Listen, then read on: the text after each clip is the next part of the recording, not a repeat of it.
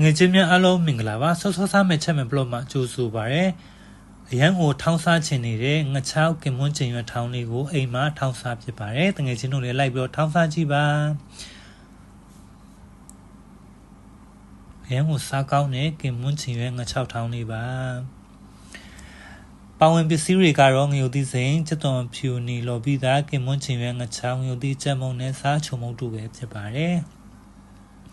ကဲကျွန်တော်စပြီးတော့ထောင်းပါတော့မယ်ဒေဟိုထဲမှာလိုပြီးသားဖြစ်တဲ့ချက်သွန်ဖြူနီငရုတ်သီးစိန်တွေကိုထည့်ပြီးတော့ညှက်နေအောင်ထောင်းလာပြီးလိုက်ပါမယ်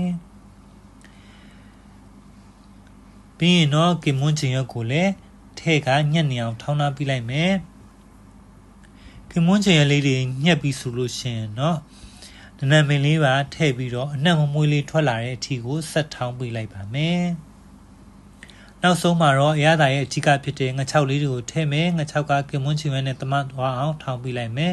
အားလုံးဒီပါညှက်သွားပြီဆိုလို့ရှိရင်တော့ငရုတ်သီးအကျက်မုတ်စားအချုံမုတ်ကိုကြိုက်တဲ့အရသာအတိုင်းကိုလိုသလောက်ထည့်ပေးလိုက်ပါမယ်